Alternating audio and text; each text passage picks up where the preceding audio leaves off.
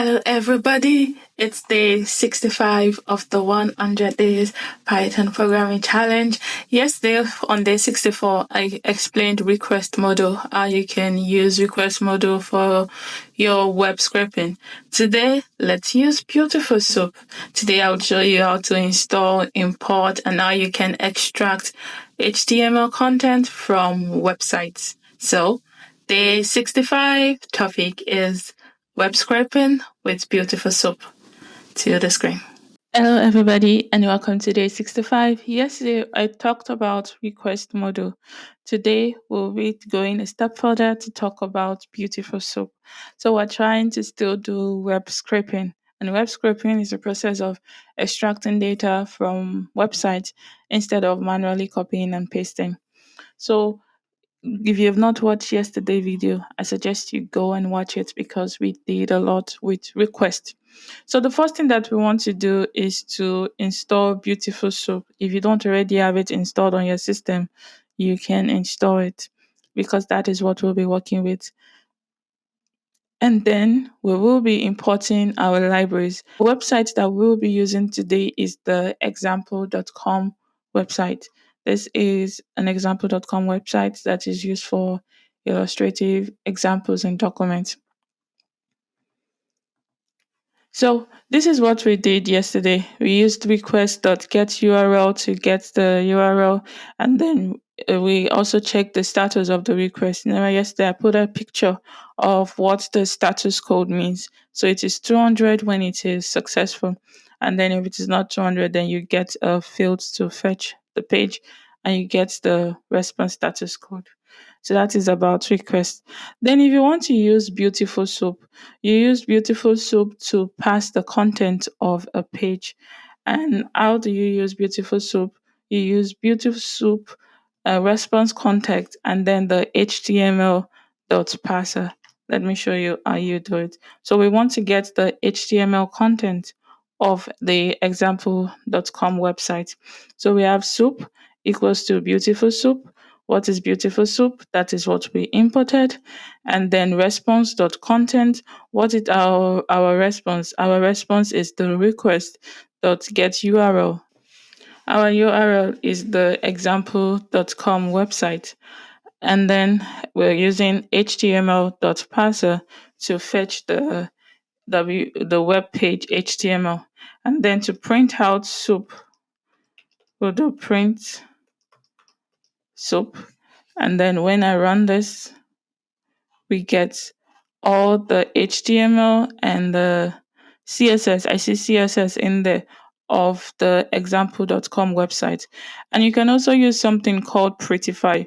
Prettify helps you to output a neatly formatted HTML. So instead of just print soup, I'll do soup.prettify. And then when I run this, we have our HTML prettified.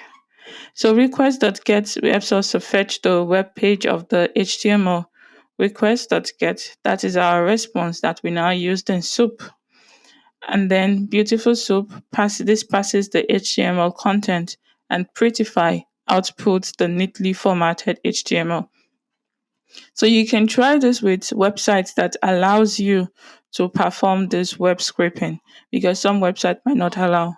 Then that's why you need the status code to know if you are allowed or not. Or you can check their robots.txt to see if they can be scraped or not. So the next thing that I want to show you is how to extract specific elements from a website using Beautiful Soup. So want to get the title of our website. So we'll have title equals to soup dot. The more I keep saying soup, title dot string. I want to get the title of the page, and then I would print. And then when I run this, we should get the title of the page, which is example domain. And see that is our title, example domain. The next thing that you might want to extract is the first paragraph of your website. And you we use soup.title to get the title. Now that we want to find the first paragraph, we use soup.find. And the tag for the paragraph. This is a paragraph, for example. If you inspect the element, you see it is the paragraph tag. So then we would use that. We would use first paragraph equals to soup.findp.text. So we want to find the first P here. That is the domain is used for illustrative examples. And then when I print out, we get our first paragraph that this domain is an example, which is the same thing that we have here. So you see, we've been able to extract the page title, we've been able to extract the first paragraph. So what if you want to access an anchor tag? What is an anchor tag? It is a link, and you see we have it here. So a href, and this is the link. So we want to access this information. So let's go back to the Jupyter notebook. This is how we access the anchor tag. We use soup.find to find our paragraph, and now we're using soup.findA to find our anchor tag. So then when I run this, it should print out the URL that we have there. So then what if we want to find all the elements? This one finds individual. Just using the dots finds the first one. This finds the first one, finds the first paragraph. This finds the first anchor. Then what if you want to find everything, like all the anchor tags? There's something called the find all.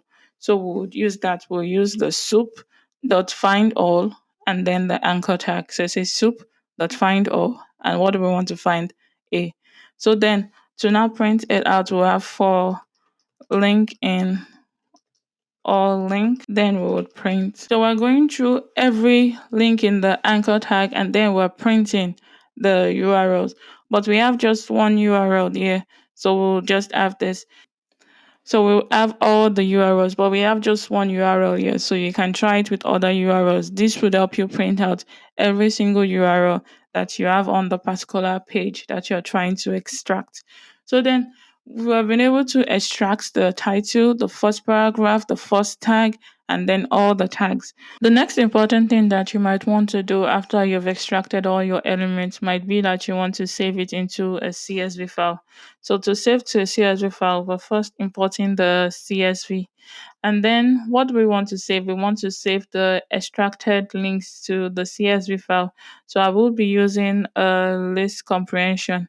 And this is finding all the A tags in the parse HTML that have the href attributes.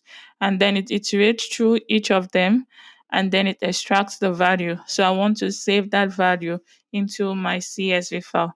And to create a new CSV file, I'm using the with open. Why with open? Because we said earlier the day we worked on file open that with open you don't have to close the file. But if you use just open, then you would have to close it. So with open, my file name, I'm using mylinks.csv, and then we're writing into the file. So my mode will be W because I'm writing into the file.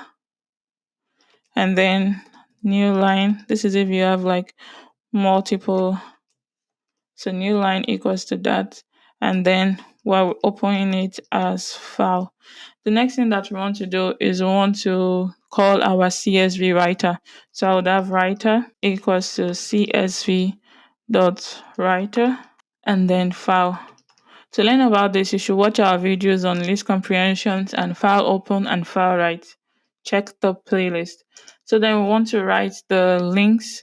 So we would have writer dot write rows, writer dot write rows, and then what do we want to write? We want to write links.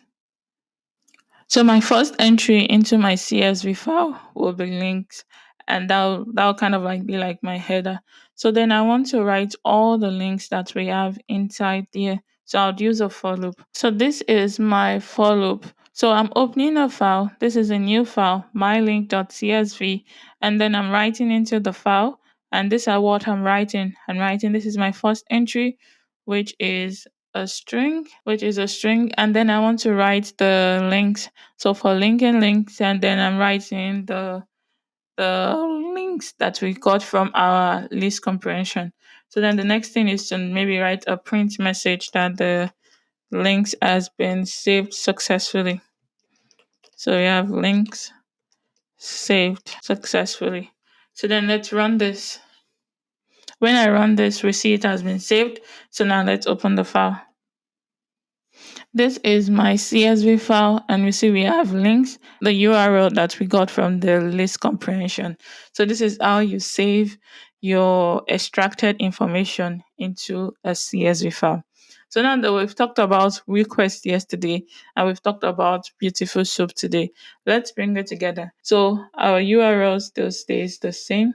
This is how you do it. This is like wrapping it up, bringing the whole thing together. So this is my URL, the same example.com. And you know, to get information, to use the get request to your URL, you use request.get. So my response is request.get. What am I getting? I'm getting the URL. And again, I want to check, because you always have to check, is the status quo, is it successful? Is it 200? And if it is 200, I want to pass the HTML. That's what we did earlier, passing the HTML. So if the status code, I'm using an if statement, if the status code is 200, then use my call, my soup, my beautiful soup to response.text and then the HTML parser. That's what we did at the beginning here. So bringing it all together for you to see. And then I want to extract the title of my page. I want to extract, print the title of my page. This is how we're able to print out the title. We have soup, the title, dot string, and then it prints out the title of the page. And then I want to extract all the heading text. And I'm using the find all because I want to find the H1 heading, the H2 heading, and the H3 heading. And since we're using the find all, we use the for loop because we want to be able to print out everything. This is how I've been able to extract it all. I use the soup.find all, H1, H2, and H3 tag. And then for headings in headings, I want to print out the text. I want to use the get text. We use get a lot. And then else, if it is not successful, because our if statement is if the status code is 200. But if it is not successful, I want it to print out a message. And then I want it to print out the status code. So I know why it is not successful.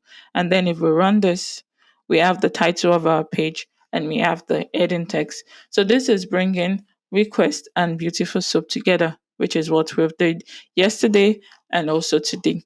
So this is a simple way that you can use to scrape a website if it is allowed. That is it for this video. Do not forget to subscribe, to like, and leave a comment. Let me know if you have any questions. And as always, the link to the Jupyter Notebook is in the description. See you tomorrow.